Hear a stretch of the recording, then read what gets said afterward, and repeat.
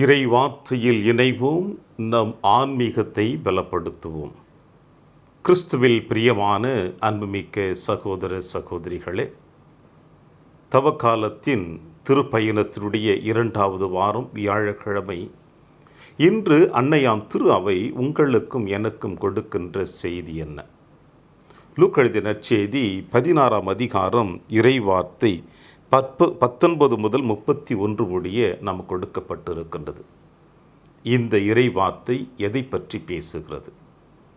இந்த மண்ணுலகிலே வாழ்ந்து கொண்டிருக்கின்ற நீங்களும் நானும் நம்முடைய வாழ்க்கை பயணத்தில் எத்தனையோ உதவிகளை பிறருக்கு நாம் செய்து கொண்டிருக்கின்றோம். அந்த உதவிகள் அனைத்தும் நம்முடைய மண்ணக பயணத்திலே இறை சாயலாக படைக்கப்பட்ட நாம் அனைவருமே விண்ணக வாழ்வினுடைய நிரந்தரமான வாழ்விற்காக செய்யக்கூடிய ஒரு அற்புதமான ஆன்மீக பயணமாக காணப்படுகிறது. அந்த வரிசையில் நாம் பார்க்கின்ற பொழுது, குறிப்பாக இந்த தவக்காலத்தில் நாம் எத்தனையோ முயற்சிகளை எடுத்து கொண்டிருக்கின்றோம்.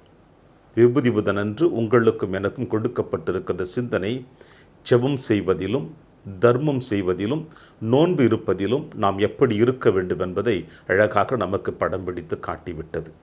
ஆகிய இந்த தவக்கால சிந்தனையிலே நாம் அனைவருமே ஜெபிப்பதிலும், தர்மம் செய்வதிலும், நோன்பிலும் மிகவும் கவனமுடன் வாழ்ந்து கொண்டிருக்கின்ற பொழுது, இப்படிப்பட்ட ஆன்மீக பயணத்தை நாம் சரியாக செய்து கொண்டிருக்கின்றோமா அல்லது வெளி ஆடம்பரத்திற்காக செய்து கொண்டிருக்கின்றோமா என்று சிந்திக்க இன்றைய நாளிலே அன்னையாம் திரு அவை ஆண்டவர் இயேசு கிறிஸ்துவோடு இணைந்து நமக்கு அழைப்பு கொடுத்திருக்கின்றது. இன்றைய நற்செய்தி வாசகத்தின் வழியாக பிரியமான அன்பின் தேவ பிள்ளைகளே, இந்த மண்ணகத்தில் இறை சாயலாக படைக்கப்பட்ட நாம் அனைவருமே உங்கள் விண்ணகத் தந்தை நிறைவுள்ளவராய் இருப்பது போல நீங்களும் நிறைவுள்ளவர்களாய் இருங்கள் என்று ஆண்டவர் இயேசு கிறிஸ்து நமக்கு சொல்லியிருக்கிறார். ஆக இறை சாயலாக படைக்கப்பட்ட நாம் அனைவரும் நிறை உள்ளவர்களாக, ஆசீர்வதிக்கப்பட்டவர்களாக இருக்க வேண்டும் என்பது இறைவனுடைய திருவுளம். அதை எப்படி நாம் நிறைவேற்ற வேண்டும், அதை எப்படி நாம் அனுபவிக்க வேண்டும் என்று பார்க்கின்ற பொழுது அதற்கு சிறந்த உதாரணம்தான் இன்றைய நற்செய்தி வாசகம். என்னவென்றால், இந்த ஏழை லாசரும் பணக்காரனும் இறை சாயலாக படைக்கப்பட்ட இந்த 2 நபர்களுமே இந்த மண்ணகத்திலே வாழ்ந்து கொண்டிருக்கின்ற பொழுது அவர்களுடைய வாழ்க்கை பயணம் வெவ்வேறு கோணங்களிலே காணப்படுகிறது. ஒன்று, இந்த பணக்காரன் ஆடம்பரமாக எல்லா வசதிகளோடும் வாழ்ந்து கொண்டிருக்கிறான், செல்வ செழிப்போடு. ஆனால் இந்த ஏழை லாசர் ஒருவேளை உணவுக்கு கூட வழி இல்லாமல் இந்த பணக்காரன் மேஜையிலிருந்து கீழே விழுகின்ற ரொட்டி துண்டுக்காக காத்து கொண்டிருக்கின்றான். அவன் கொடுப்பான் என்று அல்ல, ஒருவேளை தவறுதலாக அவனுடைய மேஜையிலிருந்து கீழே விழுந்து விட்டால் அதை வெளியே தூக்கி எறிகின்ற பொழுது அதை உண்ணலாமா என்று காத்து கொண்டிருக்கின்றான். ஆனால் இங்கே இயேசு சொல்லுகின்ற செய்தி என்ன? இந்த பணக்காரனும் ஏழை லாசரும் இறந்தார்கள். இறந்த பிறகு ஏழை லாசர் ஆபிரகாமின் மடியிலே அவர் கிடத்தப்பட்டார். இந்த பணக்காரன் எரிகின்ற நெருப்பிலே அனுப்பப்பட்டான். ஆனால் இவர்கள் இருவருக்குமே மிகப்பெரிய இடைவெளி இருப்பதாக வேதம் நமக்கு சொல்லுகிறது. இந்த இடைவெளியானது இவர்களுடைய மரணத்திற்கு பிறகு காணப்படக்கூடிய இடைவெளி அல்ல. மாறாக இவர்கள் இந்த மண்ணகத்திலே வாழ்ந்து கொண்டிருக்கின்ற பொழுதே இந்த இடைவெளி காணப்பட்டு விட்டது. ஆனால் இந்த பணக்காரன் எரிகின்ற நெருப்பில் இருக்கின்ற பொழுதுதான் தனக்கும் ஏழை லாசருக்கும் இடைவெளி இருப்பதை கண்டு கொள்கிறான். ஏன்? ஏழை லாசரும் அவனும் இந்த மண்ணகத்திலே உயிரோடு இருக்கின்ற பொழுது அவன் மறுத்து விட்டான். உணவு கொடுக்க மறுத்து விட்டான், உறைவிடம் கொடுக்க மறுத்து விட்டான், உடை கொடுக்க மறுத்து விட்டான். அவனுடைய தேவைகளை கொஞ்சமாவது இவனிடம் இருக்கின்ற செல்வத்தை வைத்து அவனுக்கு உதவி இருக்கலாம். இவை எல்லாவற்றையும் அவன் நிராகரித்ததினால் இந்த பிளவானது, இந்த இடைவெளியானது அவனுக்கு எரிகின்ற நெருப்பில் இருக்கின்ற பொழுதுதான் காணப்படுகிறதை ஒழிய இந்த மண்ணகத்தில் இருக்கின்ற பொழுது அவனால் கண்டு கொள்ள முடியவில்லை. எனவே இன்றைய நாளிலே ஆண்டவர் இயேசு கிறிஸ்து உங்களுக்கும் எனக்கும் கொடுக்கின்ற செய்தி என்ன? அதாவது, இந்த மண்ணகத்தில் வாழ்ந்து கொண்டிருக்கின்ற நீங்களும் நானும் இறைவன் கொடுத்திருக்கின்ற இந்த அற்புதமான ஆசீர்வாதத்தை வைத்து நாம் நம்முடைய வாழ்விலே நம் கண்முன்னே காணக்கூடிய எந்த ஒரு நபருக்கும் இந்த ஆசீர்வாதத்தை நாம் பிறருக்கு பகிர்ந்து கொடுக்க மறுத்து விட்டால் இதுவே நமக்கு விண்ணக வாழ்விற்கு மறுக்கப்பட்ட நிகழ்வாக காணப்படுகிறது என்பதை இயேசு அழகாக சொல்லுகிறார். எனவே நாம் வாழ்ந்து கொண்டிருக்கின்ற பொழுது நாம் செய்யக்கூடிய உதவிகள் யாருக்கெல்லாம் சென்றடைய வேண்டும் என்று சிந்தித்து தியானித்து இறை வார்த்தையை உள்வாங்கி அந்த வார்த்தையை நாம் வாழ்வாக்குகின்ற பொழுது நிச்சயமாக நாம் யாரையும் மறுத்து விட மாட்டோம். மாறாக அரவணைத்து இந்த மன்னகத்திலே பயணிக்க ஆரம்பிப்போம். இதைத்தான் இயேசு தன்னுடைய பணி வாழ்விலும் செய்து முடித்தார்.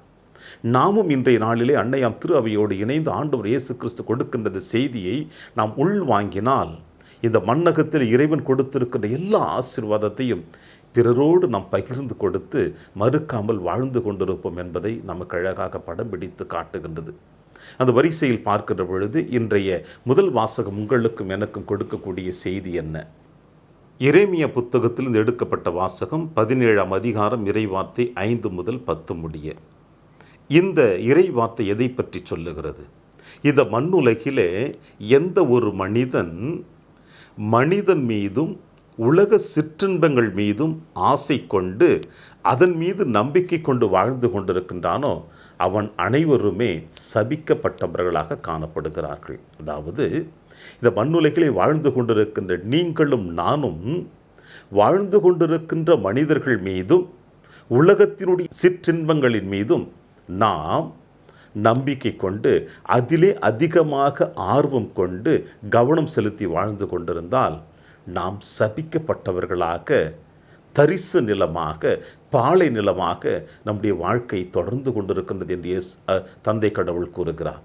ஆனால் எவனொருவன் இந்த மண்ணுலகிலே வாழ்ந்து கொண்டிருக்கின்ற பொழுது உலக சிற்றின்பங்கள் மீதும் மற்றவர்கள் மீதும் நம்பிக்கை வைக்காமல் ஆண்டவர் மீது ஆழமான நம்பிக்கை வைக்கின்றார்களோ அவர்கள் எல்லோருமே பேறு பெற்றவர்கள், ஆசீர்வதிக்கப்பட்டவர்கள் என்பதை இன்றைய முதல் வாசகம் நம் அனைவருக்கும் சொல்லுகிறது.